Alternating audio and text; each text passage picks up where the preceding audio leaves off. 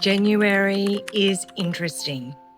It's the time of year when people become very focused on what they want to do without really noticing what's happening internally, especially emotionally. And this matters because the nervous system doesn't just respond to goals, choices, and intentions. It responds to emotional load.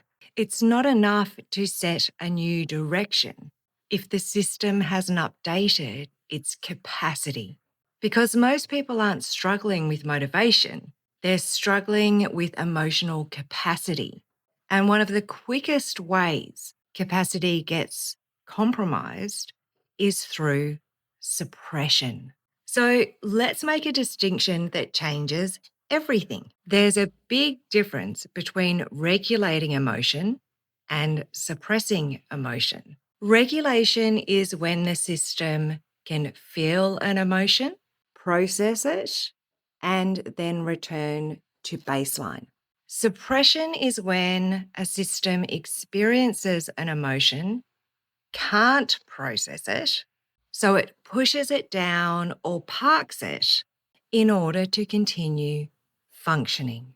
The problem is that later never really comes. Suppressed emotion doesn't resolve, it accumulates and then it finds other pathways. Now, suppression isn't failure, it's not lack of awareness, it's not immaturity, it's not even avoidance the way people think about avoidance.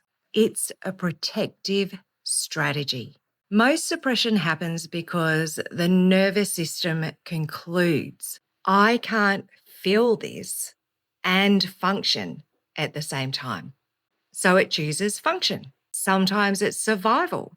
Sometimes it's performance. Sometimes it's social conditioning. And sometimes it's relational safety. And because the system worked at some point in time, it keeps using it long after the context has changed. Emotion is not psychology first. It's physiology first. It begins as a somatic event, a shift in sensation, activation, breath, heart rate, musculature, or micro movements. If the system has enough capacity, it can feel, process, integrate, and return to baseline. If it does not have enough capacity, it will suppress, fracture, fragment, redirect, bypass, convert. Not because it's dysfunctional, because it's smart. When emotions get suppressed, it doesn't go away. It gets converted into behaviour. This is the part that no one teaches in personal development. Emotion that isn't regulated becomes behaviour that doesn't make sense. And here's where it gets really interesting. Suppression doesn't just distort your internal state, it distorts your behavioural expression. When you suppress emotion, you're not suppressing feeling, you're suppressing signal. And when signal gets suppressed, the system has to use more extreme behavioural strategies to compensate, such as pleasing to prevent conflict, perfectionism to prevent criticism, withdrawing to prevent overwhelm, performing to earn belonging, micromanaging to avoid uncertainty, working harder to avoid feeling. Notice none of those are about goals. They're about safety. And you can tell when a behavior is compensatory when it doesn't feel like a choice. It feels like a requirement. Suppression is rarely conscious. Most people are saying, I'm not suppressing my emotional state. It sounds more like, I don't have time for this. It's not a big deal. I'll deal with it later. It doesn't matter. Other people have it worse. I just need to get on with things. It's not worth causing conflict. This isn't the right moment. Every one of those sentences tells you the same thing. Emotion wasn't processed.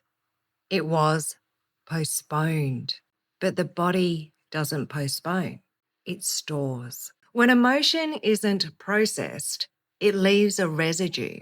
Residue becomes irritation, exhaustion, or even numbness. It could appear as hypervigilance, resentment, or even shutdown. And not because the original situation was overwhelming, but because it was never metabolized. People don't burn out from doing too much. They burn out from feeling too much with too little regulation. Suppression doesn't just affect individuals, it affects relationships. When there isn't enough emotional capacity, then relationships become about management, not connection. Management looks like, don't bring that up. Don't react to that. Keep the peace. Don't upset them. Just get through the day. Connection requires regulation. Management requires suppression. Over time, suppression doesn't change behavior, it changes identity. And people start saying things like, I'm just not emotional. I'm the strong one. I don't need support. I don't get overwhelmed. I don't feel things the way other people do. But none of those are traits. They're adaptation. Identity built on suppression is self-protective, not authentic. This is where motivation and discipline collapse. You can't discipline yourself out of a nervous system problem. If suppression is running in the background, no amount of willpower, planning, accountability, habit stacking, intention setting is enough. Because the nervous system isn't fighting procrastination, it's fighting emotional overflow. And regulation doesn't mean being calm all the time, being unaffected, being neutral, being detached. Regulation means that the system can feel and function at the same time. That is what creates capacity. Capacity is what allows behaviour to update. And when behaviour updates, identity updates. This is the sequence that most behaviour change sits inside: regulation, capacity, behaviour, identity, choice. Change doesn't start with choice. It ends with choice. Most people start at the wrong end. So here's the reflection I will leave you with. Where in your life are you functioning over suppressed emotion? Where are you performing instead of processing? Where are you managing instead of connecting? Where are you adapting instead of expressing? The point isn't to force emotion. It's to give the system enough capacity that suppression is no longer required. Because when the nervous system is no longer required to protect you from your own emotional experience, your behaviour doesn't have to compensate for it anymore. And that is where change stops being effort and starts being natural.